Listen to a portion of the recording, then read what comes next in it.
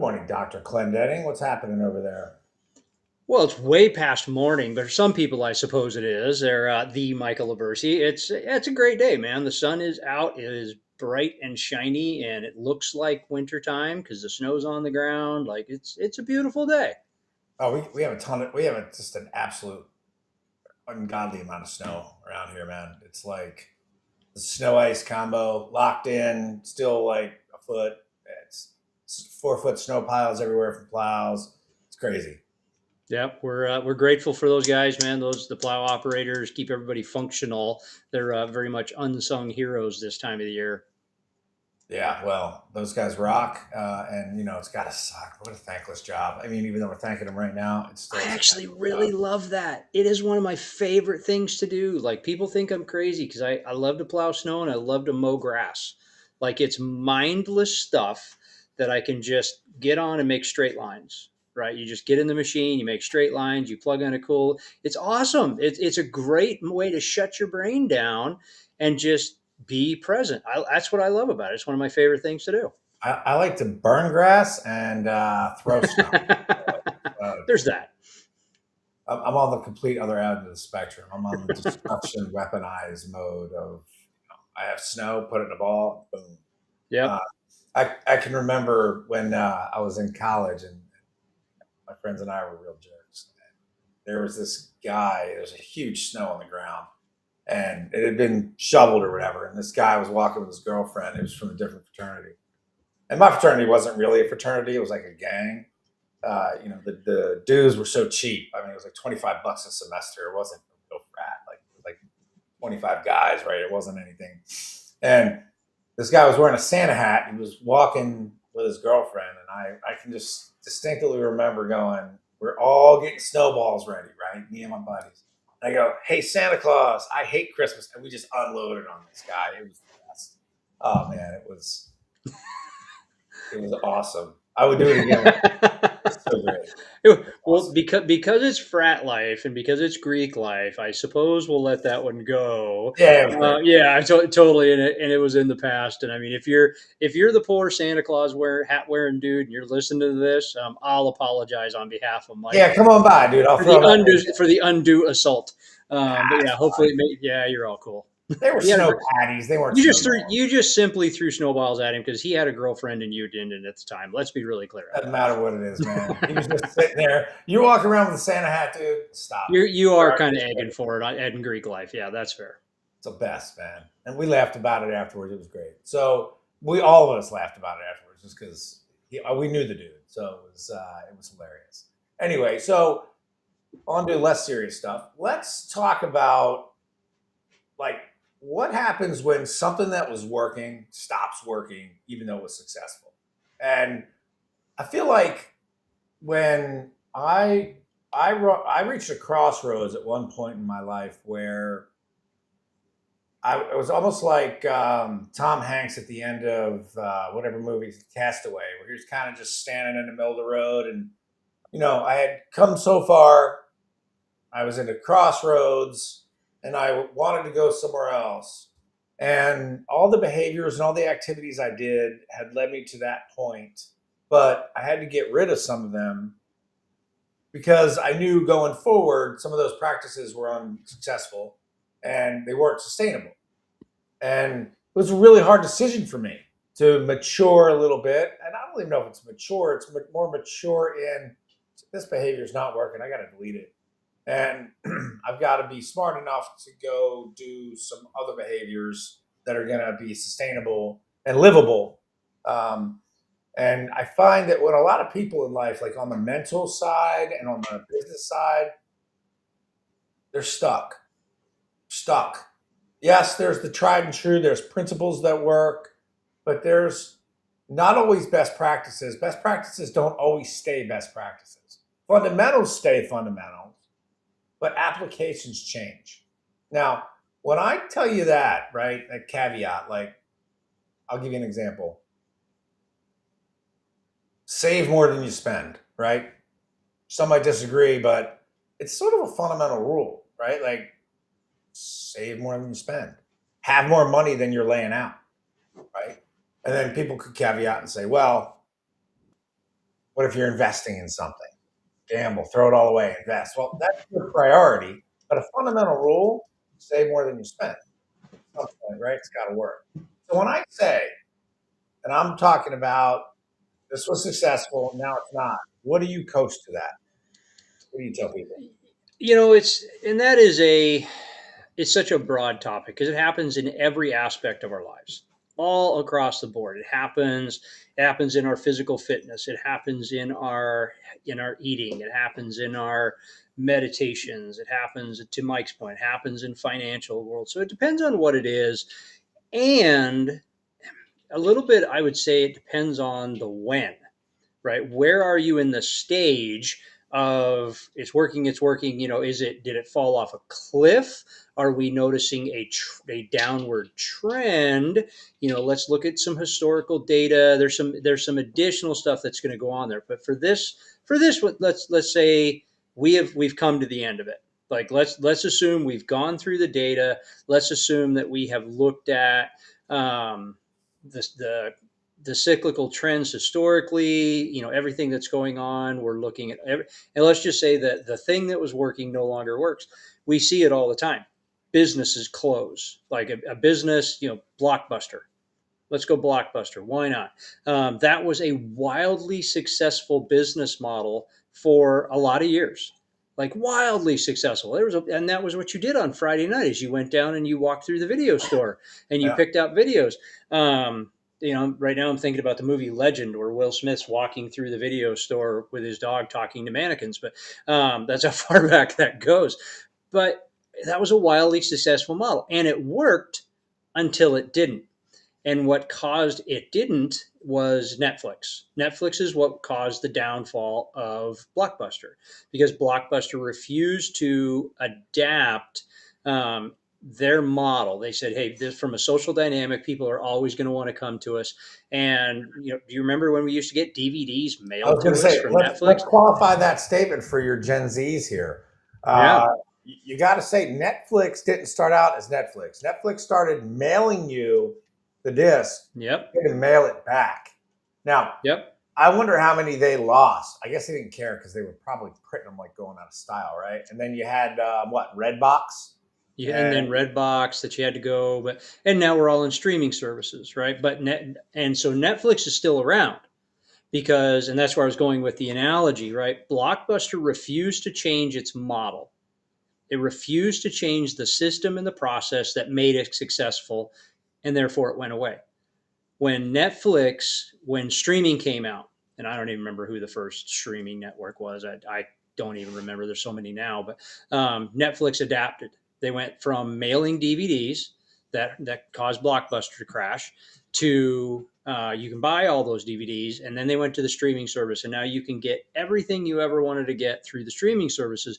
But they adapted to it. They adapted to their subscription model. So even Netflix had something that worked, was awesome. It was so incredible that it put a tyrannosaurus of a business out of business, but then it failed too, right? Netflix, their model stopped working. They had to adapt and run a new model. And now we're in streaming services. Where are we going next? I don't know where we're going next. We're not in that field, but that's an easy example of you look at some different models. But I mean, you can play that directly back to fitness, and you see this all the time, right? If you are curling 25 pounds and you do 3 reps of 10, and that is your workout, there's going to be a point that stops working. Your body's just going to accept it as common movement every day. It's not going to go up, it's not going to go down. It just stops working.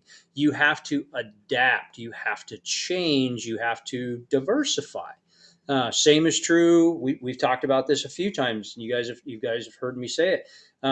Took a beating in the stock market here not too terribly long ago. That was working. That was working good. Like we were making money, not hand over fist money, but we were making money. And then what we were making money in stopped. It just stopped. It changed. So we had to adapt. So what I coach to this is back to Mike's original question. What would I coach to this? What are you going to do next? That's what the plan is. Like you can look at the, all right, well, am I going to add 5 pounds? Am I going to add 10 reps? Am I going to change my portfolio? Am I going to change the way that I eat? What you do today may not work tomorrow. It totally happens that way all the time. I'll give you another example, and I know Mike's got some too. Of I didn't always wear glasses. I did not always wear glasses. I had brilliant, perfect vision, like better than perfect vision. Like I could like I had binocular vision. I had amazing vision into my 20s, and I had a small accident that burned my right eye and changed the shape of my retina, which caused my vision to change. My eyes adapted, so then now I have to wear glasses. So I had to, you're like, well, that's no big deal. It is a big deal because I had spent 20 years developing a particular style of how to shoot my bow. You put glasses on a person's face, you got to change. What worked before no longer works. You have it, and so I had a choice, and this is where I'll tell you this one. I had the choice. I could just stop shooting. Yep, done. Can't do it anymore because can't do it the way I like it to do it anymore. Or you have to adapt. You have to change. You have to make some adjustments in some capacity, either through equipment or physicality, to go, yeah, I love doing the thing. I'm going to keep doing it, but I have to do it a little bit differently. So Right. that's what I coach to is what's next. Where are we going with that related to whatever the trauma was of the thing that changed. So that's the piece. So we know that there's a lot of things that are going on with everybody right now. So is there, I'll ask Mike from a coaching perspective, is there a specific example that brought this one up for you? Not really, but I just was thinking about it. I keep hearing a lot of middle-aged men making bad choices, and I keep talking to them about it. I keep hearing a lot of also middle-aged women um, reacting to situations as if it was 20 years ago. There's a lot of mental regression going on in the world right now, and I see that. And I'm thinking to myself, haven't you had enough reps that you don't are like you don't know how you're going to react already? Like what? Like haven't you had enough cycles of shit happen to you that you realize that the way you're reacting is not the same way you should be reacting as if you were 20 years ago or 30 years ago or 40 years ago? And I see just a lot of that, right? Some of it stems from hearing people, about the environment that they're in. You hear shit around the country. You hear stuff politics, you hear stuff about economic growth, you know, you just hear people react because I talk to people all day, right? You just hear these reactions and thinking to myself, wow, haven't you sort of seen things play out and reset? And that's why you got to talk to old people. You got to talk to really old people. Really old people have a crotchety answer just about. I don't mean to stereotype, but they typically do. But then they typically start referencing something that was way before your time, where the same events happened, and you're thinking to yourself, hey, wait, but it course corrected from the time you're talking about a couple times to the time it is now. So we're in a cyclical wave. Now, some things you can't come back from, but everything course corrects. So, and to your couple points there, when you're trying to change, like when you had to deal with glasses, like most people don't realize this, but light comes through glasses, and it literally the glass changes the amount of light and energy and timing that passes through the lens. So there's a slight delay coming through glasses, and the distance from your glasses to your eye, a lot of stuff happens that we don't know about, and contacts as well. That's why typically a contact prescription is different than a glasses prescription. And then when we go back to the dumbbell example, the 25, 3 sets, 3 times 10 by 25, well, you could simply make an adjustment of the way you change your grip. You could remove a couple fingers. You could pronate. You could have your grip neutral. There's a ton of things. You could slow your rep tempo down. You could stand on one leg. There's like totally different ways that you can make these adjustments that are strategic that don't involve a major overhaul. Now, That's it. if that's not saying that you can't make a major overhaul. Like there was a point in my life where I completely gave up drinking alcohol.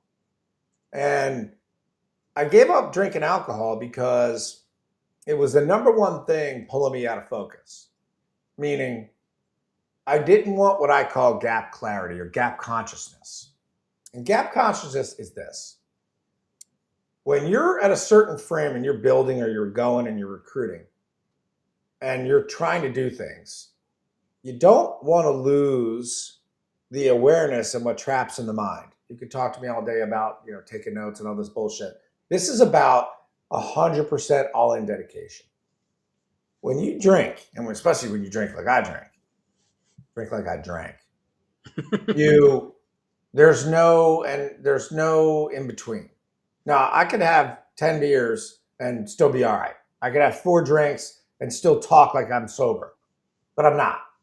So to the point where, you're in the same room, you're in the same zone, but you're losing your focus. Some days you want to wake up and remember everything from the day before, the week before, the night before. You want to wake up with feelings. You want to wake up with that same emotion because you want to be in the same state. You don't want to lose it. And then you don't want to have these resets that you're putting energy into taking yourself back to where you were before you started having drinks.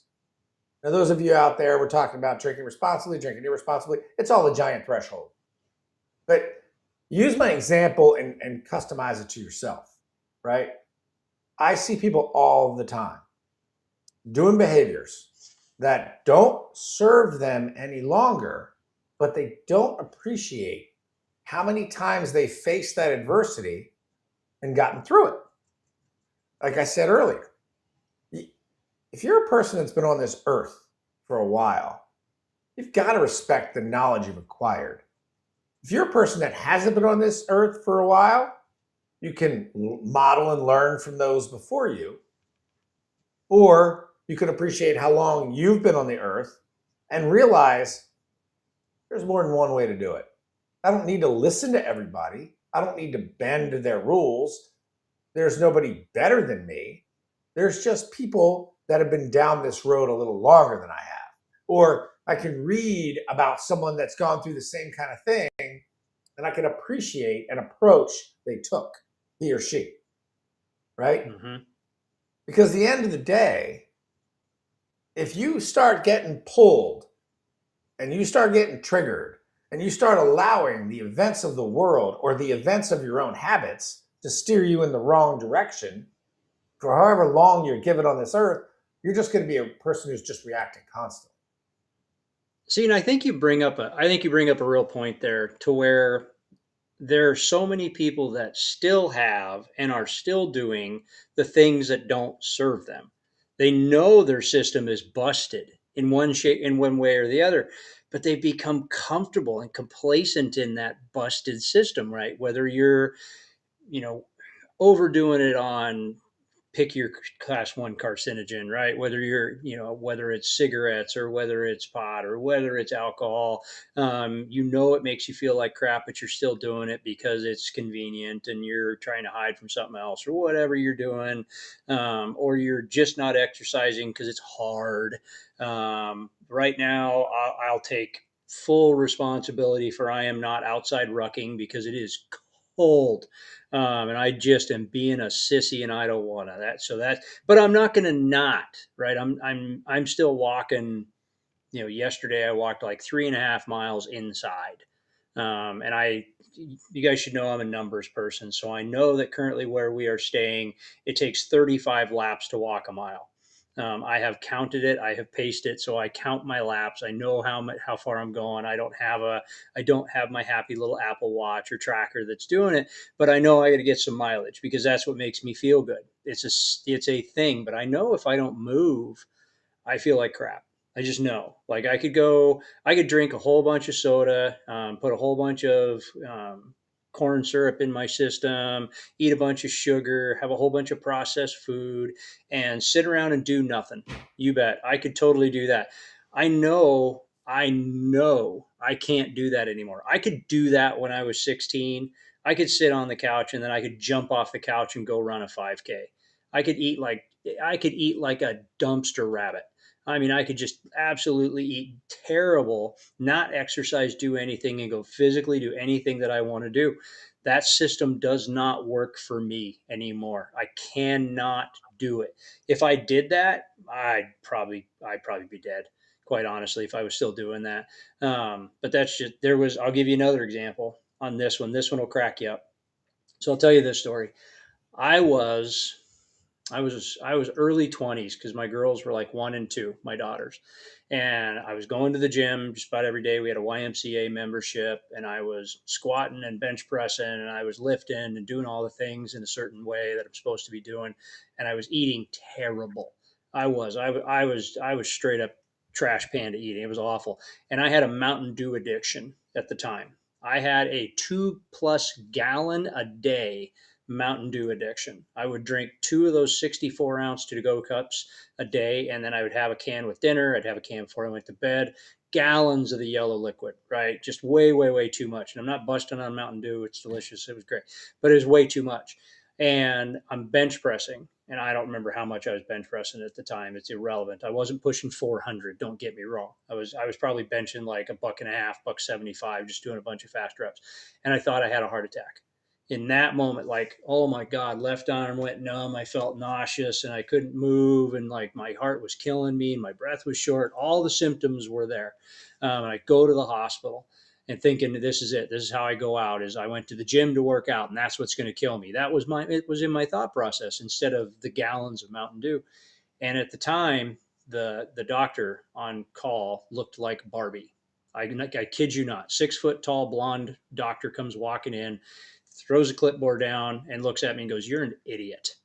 Like, just that was her bedside manner, because she knew what I'd done. And what I ended up doing is I had a hiatal hernia of my esophagus. I'd eroded the lining out to where it was just this floppy balloon, and my esophagus had welded itself to the side of my heart and pissed my heart off because it couldn't shake it off. It couldn't get this thing off of it. It was really mad. So I was forced to go on, I think it was the brat diet at the time, and basically eating like cream corn and mashed potatoes for like several weeks. And I had to take all this other stuff, and I had to quit drinking Mountain Dew. And I probably have had 10 cans of Mountain Dew in 20 years since that time, but I had to change the way I did things. I had to. It wasn't a choice, because my old patterns, my old way of life was not serving me. I want to go forward. There's a lot of things I want to do. I still want to go climb Mount Fuji. I want to climb Kilimanjaro. I want to go do Machu Picchu. There's all kinds of these things that require cardio for me to do. Therefore, I have to do cardio all the time. I didn't used to, but now I have to, because I still want to do the things I want to do. So that's the example I would give you on yeah, maybe your old habits aren't serving you anymore. Maybe you need, to Mike's point, you need to get rid of some of these. Just let them go.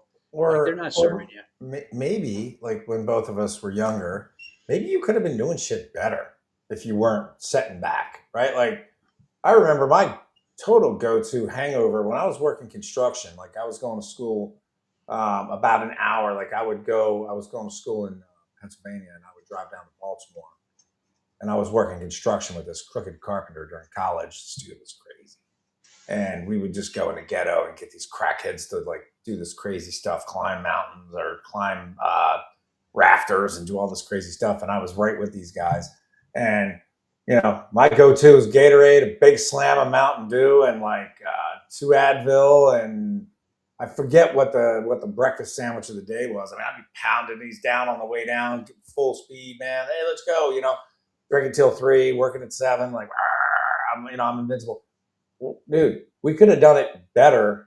Sure, we Oh could God, bounce yes. back and we're invincible, but could have done it better and smoother, taking advantage of that nervous system that's hyper reactive. It's awesome.